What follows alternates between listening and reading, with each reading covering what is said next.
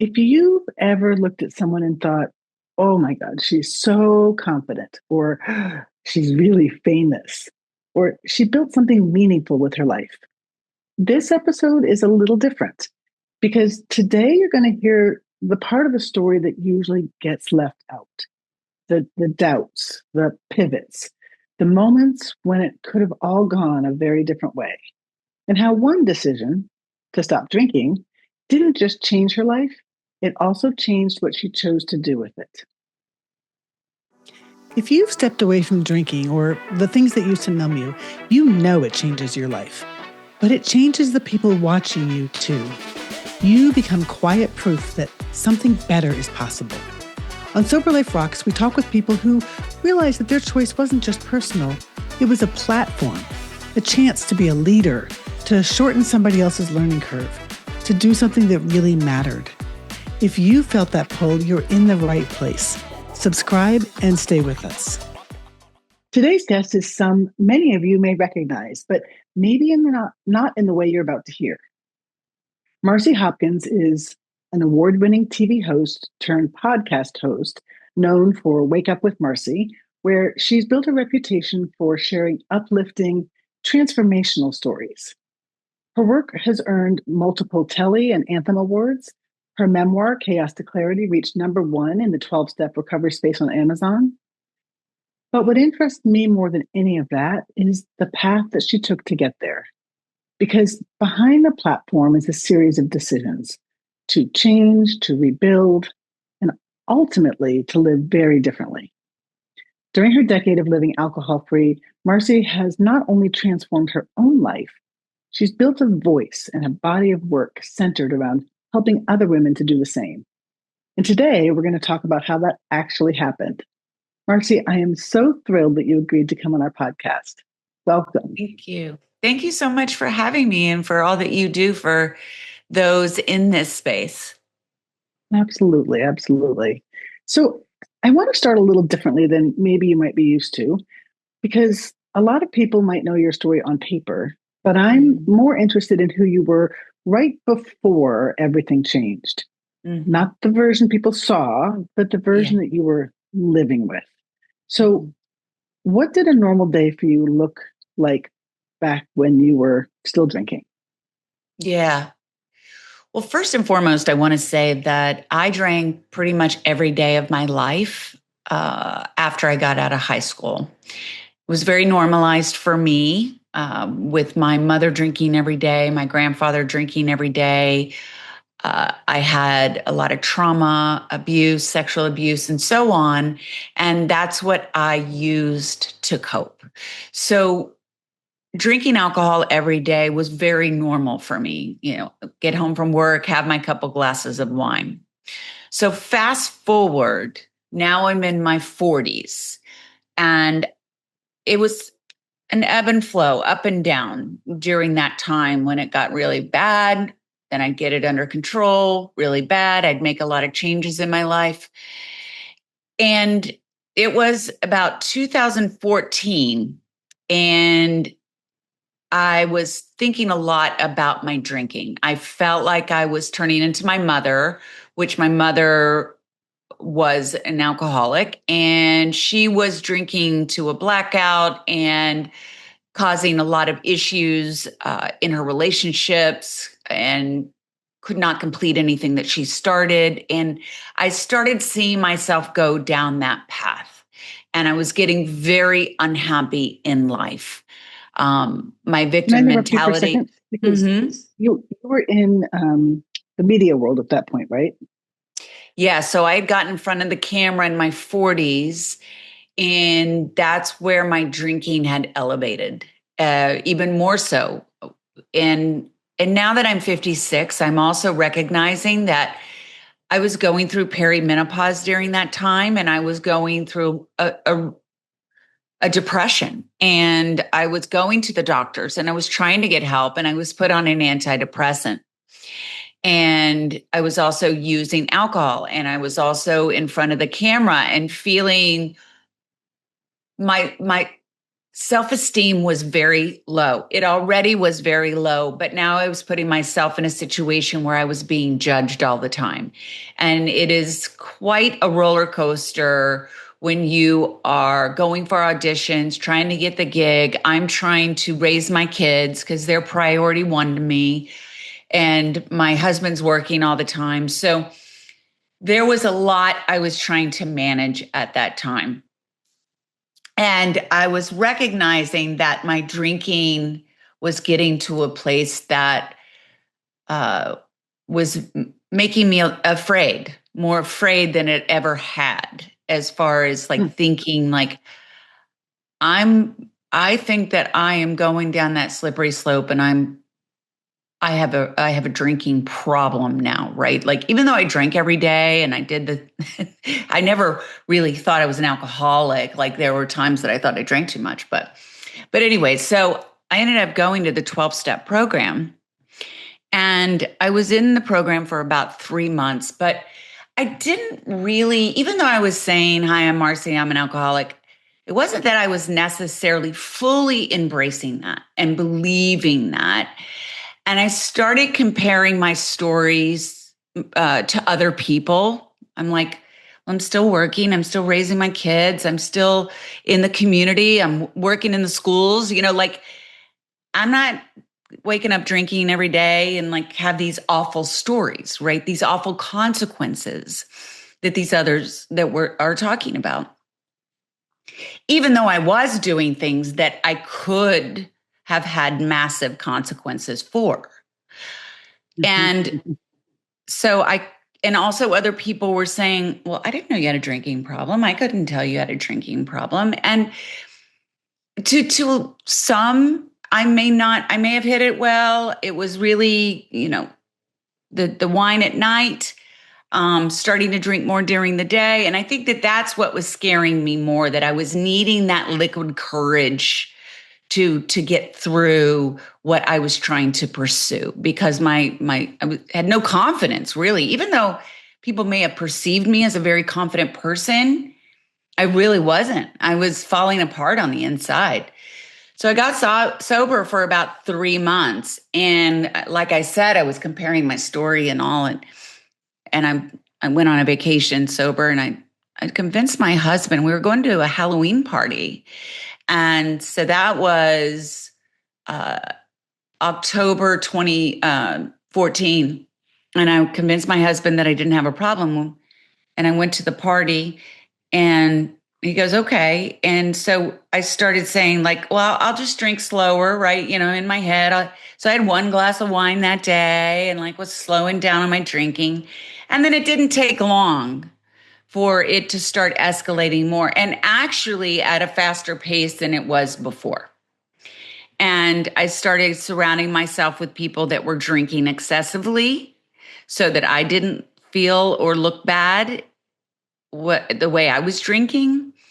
Which we can find those people in a heartbeat, right? Exactly. And I didn't even know what drinking normal looked like because everyone around me was always drinking, right? So, yeah. And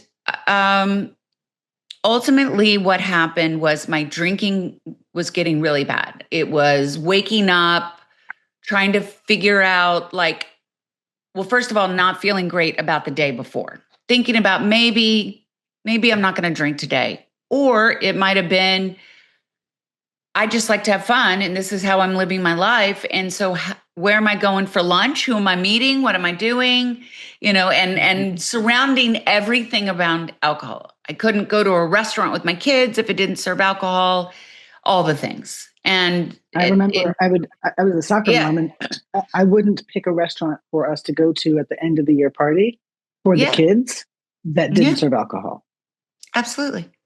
I remember a girlfriend of mine saying she was going to go on this vacation and there was no alcohol there. And I'm like, how do you go on a vacation with no alcohol? Like like I was flabbergasted by that. And I actually, since I've been sober, I've been there. It was amazing. But, but and I was, so at that point, like I said, my drinking had really escalated. And now I'm starting to have some blackouts. And I wasn't having the blackouts before. I had maybe 4 or 5, and I'm drinking and driving. So my last day of drinking was October 3rd, 2015. And I had gone on a gig, and I was going to model clothing at the mall. You know how they do the runway shows and they have people modeling the clothing. And so I was going to do that. And of course, I'm basically running in a fog, right? I'm living in chaos in my head. Life is chaotic. I don't know how to live in peace in any way. And I get up and I'm trying to get myself together, and I ended up at the wrong mall. And I remember specifically on that day going up the escalator, and I always had my water bottle filled, my thermos filled with wine, right? My liquid courage. And I remember going up that escalator saying, okay, Marci, you don't need that today. You don't need it. You can do this on your own. And I felt so good about myself, because when I got to that top level, I was ready to go, right? Without that. Now I find out I'm at the wrong mall. So, which, not surprising. I'm not paying attention to details. My agent sends me an email. I'm like, oh, I got it. So I don't even know how I ended up there. And so now I'm in a fury, and I jump in my car. I grab my liquid courage. I'm driving as fast as I can to get to the other mall, to get to the gig so I can get there on time. And I drink that entire thermos, which is like a half a bottle of wine. And by the way, this is probably 11 a.m., 10:30, 11 a.m. Walk the show. And what's so funny is I always think like, oh yeah, I did a great job. I never got called again. I don't think I ever got called to do it again. But plus I did stop doing all of that, because it just was leading me down a bad path once I stopped drinking. But I did the gig. My girlfriend had met me, and then we went out afterwards, and I wasn't eating that much because I'm trying to stay thin. And, of course, I'm puffy from all the alcohol I'm drinking. And so I think I had like a martini, and I ordered a fish, which I ate barely any of, and then probably had a glass of wine. And then we were driving home. I'm driving home, of all things. And she's like, calls me and says, do you want to go have another glass of wine somewhere? And so, of course, I'm not in any state to make a good decision. So I go and I meet her at another place. And I remember sitting there thinking to myself, I've got to eat something. Like, this is, because I'm really feeling it at this point. Now, she must have gone to the bathroom or something. And I went into a blackout, and I got into my car, and somebody called in an erratic driver. And I was on the side of the road in one of the neighborhoods in my town, and I got a DUI. Mm. And I remember thinking to myself, like, okay, I'm going to call my girlfriend that I drink with, and I'm somehow going to hide all of this, right? I'm going to get away with this. And my husband actually came. They called my husband. And so now I'm like, first of all, I'm scared to death, but I'm also mad, pissed. And I'm living in this victim role where it's everybody else's fault, right? This is not my fault. If you didn't work all the time, if you were here more, if you were here to support me, I wouldn't have to be balancing all of this and all the things. And so I went to bed that victim, and I woke up the next day. And it's really interesting because that was October 4th, 2015. And remember, I convinced myself that I could drink in a certain way in October of 2014. So it was a year later. And just that morning I woke up, and it was like, I'm going to lose everything that I have worked so hard to build in my life. I didn't think I loved my husband. I didn't think he loved me. I was so unhappy. But it was all these things that I was telling myself. It was all these things that I was creating this story for myself, and the anger that I felt, and all the trauma that I brought in. and something just shifted for me, and I knew I needed help. And so I went downstairs and I sat down with my husband in tears and said, I'm an alcoholic and I need help. And he embraced me. And it was the first time that I'd been embraced and really felt that unconditional love that I'd always been seeking in my life. And it was right there. It was just like everything for both of us changed. And then I was willing to do whatever I needed to do to get sober and stay sober for my family and myself. Mm-hmm. That's amazing. Mm-hmm. You know, I do think that getting to that moment can be so painful. Yeah. And I also think that a lot of people think that the hardest part is that moment of stopping, but I'm not sure that that's always true. Re-entry into life is really hard, I think. So I'm just curious, what were some of the things that you thought were harder than expected after you stopped drinking? Or where did you still feel unsure or that you had to really? Well, I think one of the biggest fears is that, especially when alcohol has been such a big part of your life and it's been numbing those feelings for so long, first of all, you're scared to death because you can't imagine getting through life without alcohol because you don't know any other way. There's so much shame and guilt that you feel. And now, because, all these flood of emotions are coming in, and now you're actually having to face them. And how do you face them? Overwhelming. It is. It's so overwhelming.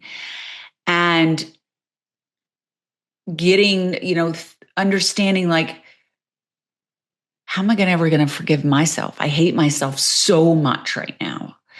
I'm a terrible person. The choices that I've made. So getting past the idea of getting past of how much you hate yourself, you don't think is possible, but it is. It is. And there's so much healing that happens. The cravings are mad. Like you can't even, you don't think you're going to be able to get through them. But the wonderful thing is, and this is my new book coming out called Wake Up, You're Not Broken, What to Expect in the First 30 Days of Sobriety, is on all of these things. So cravings, you think that you're not going to get through them. But it's really a decision on if you're going to act on it or not.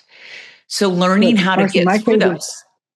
My cravings were so bad. My cravings were so bad. And I remember, I too started in the 12-step world and everybody talks about one day at a time. And I'm like, I can't do one day of this. So somebody said, how about 10 minutes? Can you just get through 10 minutes? And I actually got a little coin that was a 10-minute coin. And I would look at that coin and look at my watch. And then 10 minutes later, I would turn it back over again and start again. Like that's all I could do in the beginning. Yeah. And that's what they say. I mean, if you can't do one day at a time, do 1 minute at a time. Because that is one of the biggest things that you also learn is staying present and not projecting and not, living in your past. So there's so much magic in those 12 steps and the things that you learn. And then also the triggers, like the people, places, and things. The places where you drink, the time of day that you drink, the glass that you drink in. These are all things that you must change. The people you hang out with. Yeah. So that's kind of where I wanted to dig in a little bit because, stopping drinking starts as a personal decision. Right. But it very quickly, we realize that it impacts so much parts of our lives.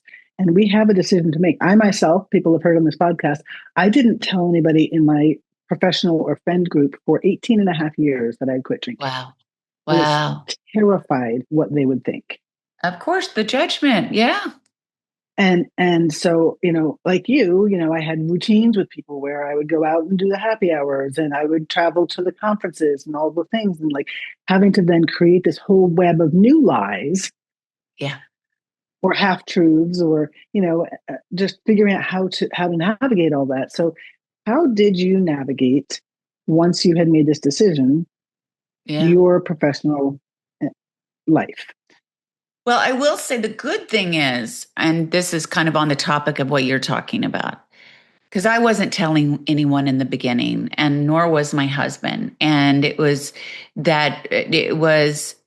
more about like a New Year's resolution kind of thing, right? Mm-hmm. So now I'm on this health kick. And so Mm-hmm. that's what I used for a long time. And it was only the people that were closest to me that knew. And I had to get really honest with some people because I got the DUI, I got my driver's license taken away. There were a lot of things that were happening. There's also a lot of fear that people have, like going into these meetings, like, well, oh my God, somebody's going to know me. Well, they're there the same place, right? Like, so anonymity, right? I mean, you hope you're keeping it, but they're there for the same reason. So it was not something that I was sharing out loud in the beginning. It was just like, I'm just making these now healthy choices in my life. And but I was starting to see all these changes within my life for the positive, and Mm-hmm. becoming more spiritually connected, right? Trusting and having faith that there was my higher power guiding me through this. And really going through those steps, as far as like step 4, who's wronged you, how you've wronged others. Like, I learned so much through that. And when I started seeing my part in things, I don't know about you, but that was like life changing, because you can't change anyone else.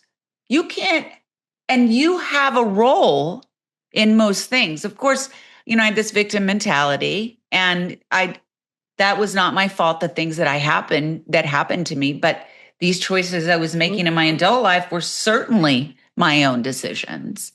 And I had a part, and taking responsibility for my part in things. And it just changes your relationships. You start finding that self-love for yourself.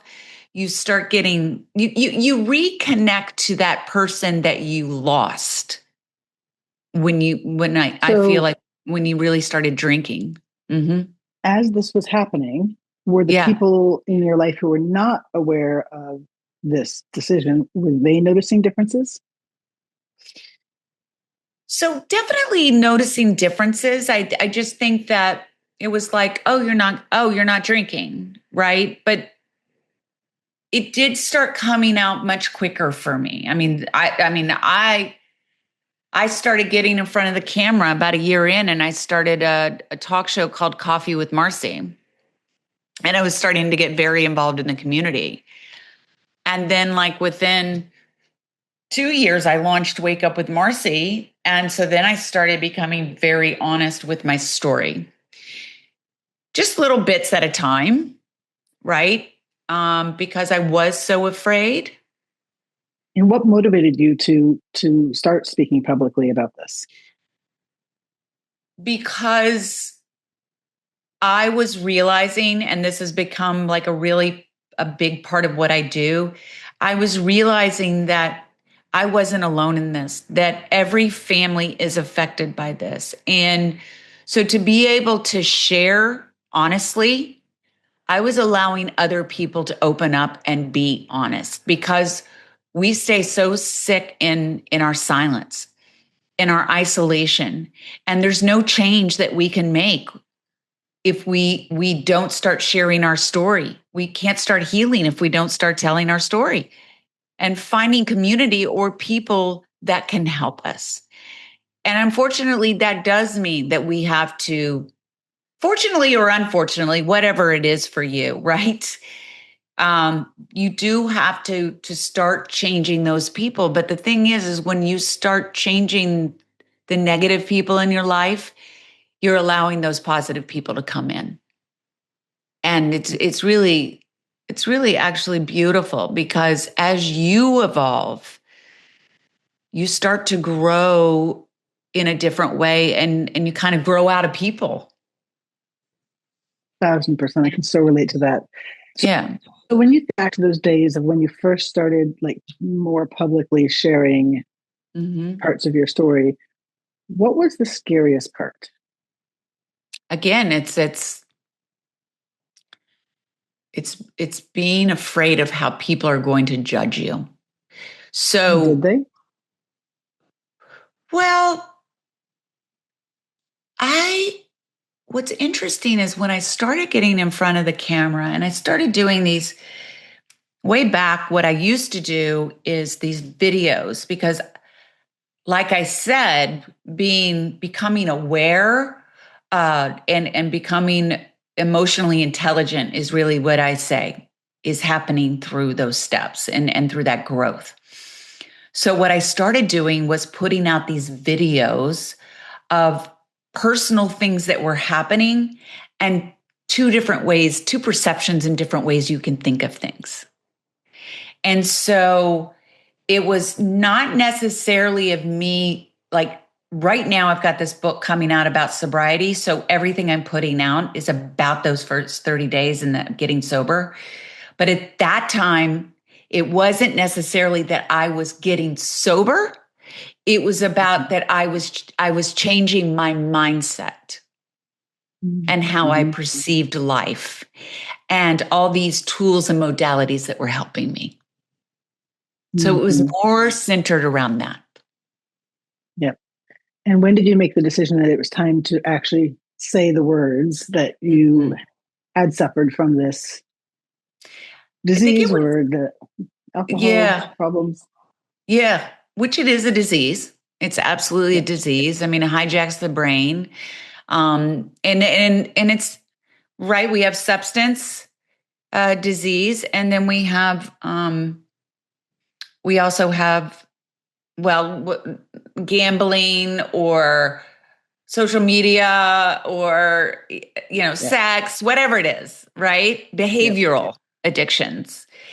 And it all goes back to that reward system, right? Mm-hmm. And I'm just saying that because you say about disease, it is a disease because it changes our brain. These things change our brain. 1,000%.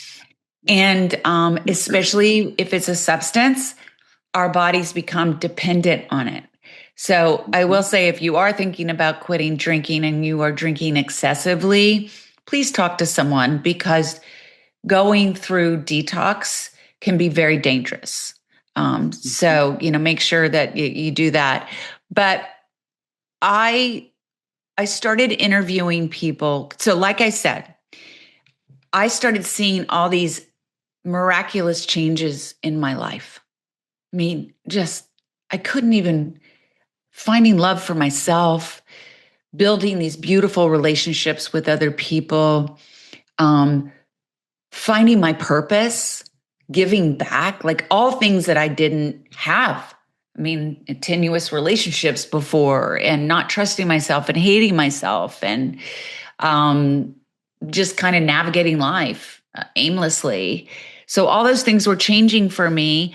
And that's when I launched Wake Up with Marci. And I'm like, it's time to tell the stories, tell the transformational stories to help others know that they're not alone and then that there is hope. We're all going through something. How are we getting through it? And so it was because of that that I became very honest and authentic with my story. I have become more and more open. And the reason is because I want the stigma to change around this disease and I want to normalize the conversation. It's a, Amen. we must normalize this conversation.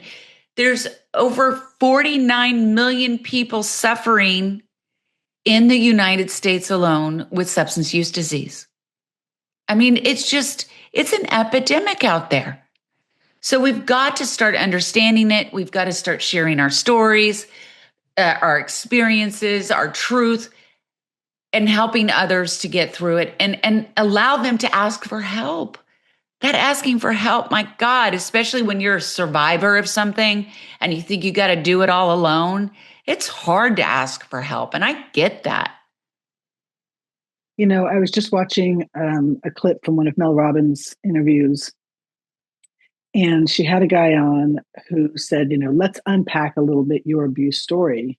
Mm-hmm. And she talked about how she remembers being a child and they were on vacation, and she woke up in the middle of the night with an older child, teenager on top of her, fondling her. Yeah. And he said, "Did you say anything to anybody?" And she said, "No." And he said, "Your trauma actually was not that event. Your trauma was that you didn't have a relationship with an adult that felt safe enough for you to go to." Mm. Yeah, I had that And too. it suddenly That's suddenly just interesting. unlocked for me this Wow. whole way of thinking that Yeah. all the things I went through as a child and teenager were all centered around I had to be the one to hold it all together because I didn't have a trustworthy mother. She was my alcoholic. Yeah. And from the time that I can remember, I was the grown up. Yep. And Mm. that carries through our whole lives until we're able to see that and deal with that, to where building trusting relationships with people in our adulthood or being Oh, willing to ask for help, it's all so hard if we didn't have an original person we could trust. yeah. Yeah. I had no one that I could trust also. Yeah, Yeah. I feel the same way. And it's really interesting, like the fact that Mel said that. I mean, I remember I was a little girl, maybe 8 or 9 years old, and I'd gone on, and this is something I haven't shared very much, but it happened to me. I was on a trip to Galveston, which is the shore in Houston, Texas, Galveston. Mhm. And I went with our next door neighbor's family, and the young boy, he was about 8, and we were friends. And the family friends with my grandparents because I was living with my grandparents, and so I went with them, and we all slept outside, like on this landing where their staircase was. There was a big landing, so all the kids were sleeping there, and I woke up with his older brother's hand between my legs. And who am I telling? Who am I telling? And you then think you've got to protect him. And so you hold on to that. I mean, I recently started sharing that a time when I was intoxicated. I tried to get someone to come help me and pick me up, and I was raped. But then I felt that so long, like that was my fault. Like if I hadn't put myself in that situation, right? And I recently was on an interview with someone, and they said, well, like because I was abused by my stepfather sexually, he said, well, that's different than like, when you start putting yourself in a situation where someone takes advantage of you, like meaning drinking too much. I wanted to go across the table and like strangle him. Like, oh, that makes it okay. Right? Like, no. Mm. So, anyway, go on a little tirade Yeah. there. Yeah. I mean, I think that the through line here is asking for help and being Yeah. willing to expose these ultra vulnerable moments. Mm-hmm. So, with that in mind, um, now you have this beautiful podcast. You're a speaker. You're an author, Yeah. doing amazing work. I've watched some of your stuff, and it's just you're inspiring. You're real, but I'm kind of curious. Where does that not tell the whole story? Like, what still feels messy or unresolved for you? Or is Mm. there part of your journey that doesn't necessarily uh, get seen as you're Mhm. being there for others all the time? Well, listen, like it's hard, one, to be an entrepreneur. It's hard to have this mission on my heart to now want to help people. And there are times that I want to give up. I'm not going to lie. Like it's overwhelming. Or maybe I don't feel like I have a clear enough path. And what is my path? And asking God to give me that clarity. But we all have down days. And we're all going to have days where we're not feeling the best about ourselves. And I always say, I give myself that little pity party, but I know now I have the tools to be able to get through it. There was a time that I would have just dove right into a bottle of wine and felt sorry for myself. But now I can recognize, like, that doesn't mean it's the truth because you're feeling that way right now. And I pray and I meditate and I get quiet and I move forward. And so life is still hard at times because life is going to happen. Life is an evolution. I try to learn all the time. I really do. I try to just evolve as a person, and so I can be better for myself and then for others. And I'm not doing this for play. You know what I'm saying? I'm doing this because I have a true mission of wanting to help others. And I think it's with that understanding that this all has meaning. And this all is like, now I have my second book coming out. Are you kidding me? I mean, I used to not like be able to write a letter. You know, that's what I felt like. I couldn't talk in a meeting. I used to have high level positions in corporate, like, but I couldn't even talk in a meeting because I had no self-esteem, no confidence. And I wasn't doing the work that I needed to do to have that confidence. And today I'm just in a very different place because once I put down that drink, it allowed me to change my brain and learn those tools. And so that's what I'm saying. Yes, things can get messy. Yes, things can feel like they're not going in the right way. But the ultimate thing is I don't worry because I truly have faith. I have faith in the direction that it is supposed to go. And I give myself my little pity parties. And then I wake up the next day and I move forward. The 24-hour reset button is a beautiful thing. Oh, I love that. I love that in the meetings, right? You can reset any time of day. Yeah. So one more question on this line. I think that for a lot of people, having a true north or an avatar is the Yeah. thing that gets us through those hard times. Like for me, it's my 18 and a half years of feeling as though I had to navigate all this Yeah. without telling anybody because I was afraid of the shame. No, And so I know my that's North hard. Star is like, I want to be part of creating a world where all of this is normal. All of Mm-hmm. this is, people don't have shame around being a vegetarian, or people don't have shame around being a celiac or diabetes. They have to adapt in public to what they Yeah. eat.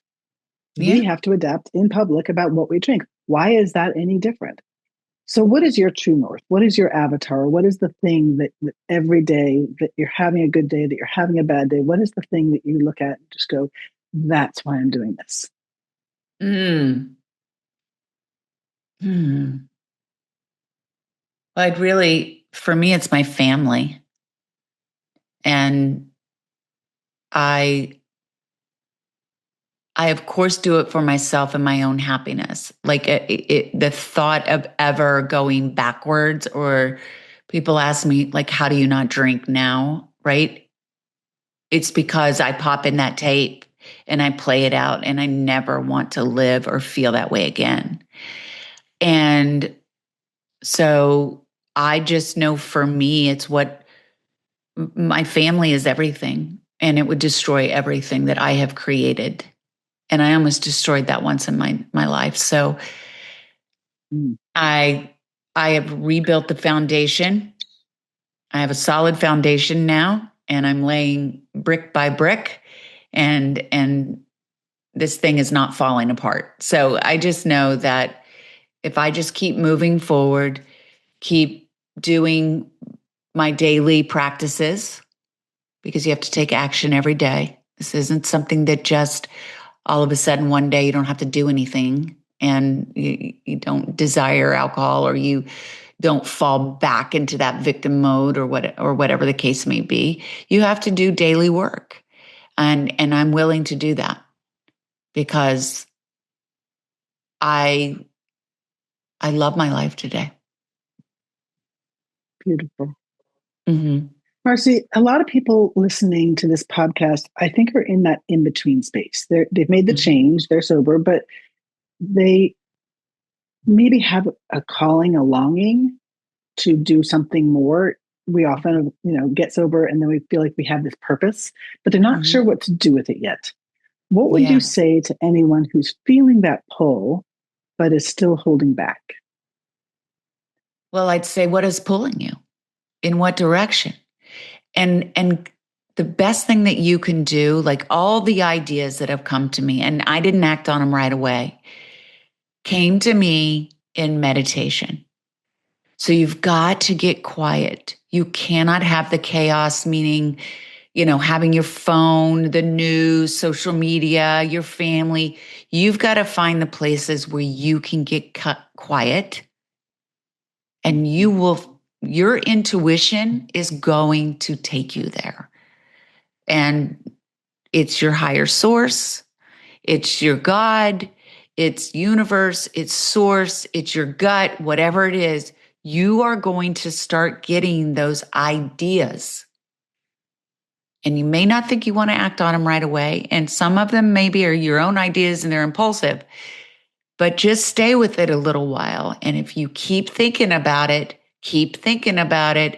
then that is the direction for you to go. And if you don't have anything at this point, I'd say start experimenting. Maybe there's something that you've wanted to try before. Maybe there were things in your past you love to do. Volunteering, if there's something that's important to you, right? Start volunteering, because the people that you meet, yes, you're giving of your time, but what you get back from that, you 10x that feeling. Love that. Mm-hmm. Yeah, I've got a new project that I've just started, but it's been bubbling in me for probably 6 months. Yeah. And it was something that I know it's going to be very challenging for me. But it kept bubbling and it kept bubbling and kept bubbling. And about a month ago, I thought to myself, if I don't try this, that becomes a form of self-abandonment. Mm-hmm. And I can no longer do that to myself. Yeah. I mean too much to me to self-abandon anymore. And so I'm going to do the hard thing. And it may turn out to be something and it may not turn out to be something, but at least I know I haven't abandoned myself and the thing that's pulling and calling at me. So, and listen, these things are hard. They are hard, right? And we have so much fear. But listen, if something doesn't work out, maybe there was a lesson you were supposed to learn to go to the next stage.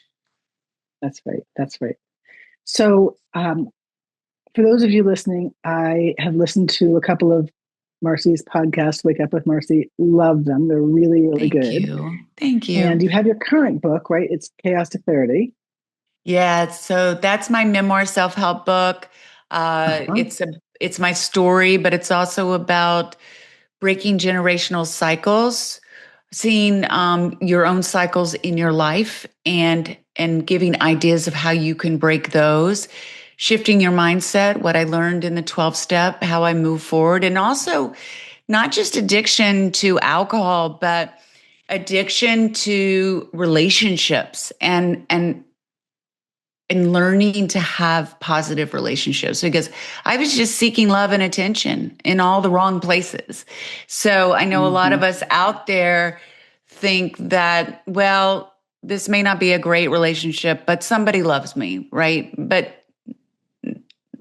learning to respect yourself and realizing that's not really love. There's so much that through that book, Healing Through Trauma. I talk about trauma a lot and how to heal through trauma, because most times if we are drinking or doing something, it's because we are masking. masking pain we are pushing down. And so learning Mhm. how to get through that. So that's something that I hope people also will learn through my book for themselves. And your new book comes out when? April 7th. Oh, So that's so exciting. yeah. So it's to be a guide for somebody walking through those first 30 days. And I wanted that for myself. And there wasn't anything, right? I mean, yes, I was learning that slowly, but this is everything that I've learned through the 12-step program. And understanding those emotions that our bodies are recalibrating, how our mind and body are and how they're reacting. There's triggers and cravings, all the things that happen, and I take you through them and what you can do, and provide journal prompts and affirmations, and also the science behind it, like so you can understand what's really happening to you. And I also have a section with experts from recovery centers that work directly with those that are getting sober. So I believe that this is going to be an incredible companion for those that are thinking about getting sober or starting this journey or even restarting. Wonderful. Mm-hmm. Beautiful. We'll put links to all of the ways to connect with you in the show notes. Is there anything else that I haven't asked that you want to talk about? No, I just, first of all, I think it's so important that we do continue the conversations like this. Mhm. And just for anybody out there to realize that there are so many of us that are have been right where you are right now. And so please know that you aren't alone, that there's so much hope and so much help. And just please find just that little bit of strength inside of yourself if you are ready, and find someone you trust, and just ask for that help. And if you don't know if 12 step is right for you, what I love is since COVID, there's online meetings now, and you don't even have to turn on your camera.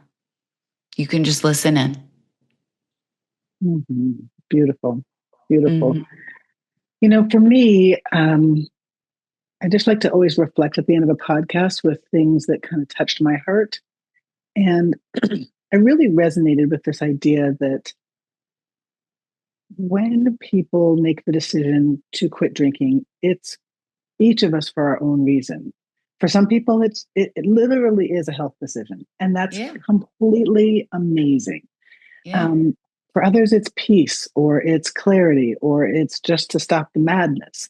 But what really stood out to me today in our conversation was that as we make that decision, and as we go on the journey, and as we begin to heal ourselves, even if we don't say anything to anybody, it people notice.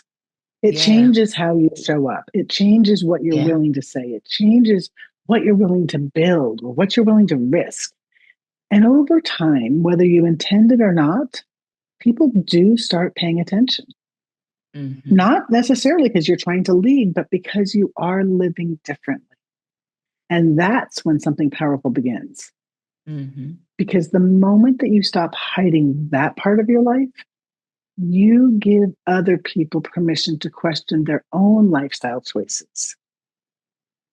So if you've been feeling that pull to do something more, to say something more, to live a little bit more out loud, maybe this is your reminder that you don't have to have it all figured out. You just have to be willing to take the next step. Thank you for listening to Sober Life Rocks. And if this conversation made you think of someone else who might need to hear it, please share it with them, because these conversations, they don't just stay here, they need to ripple outward. Thank you, Marci, for being with us. Thank you so much.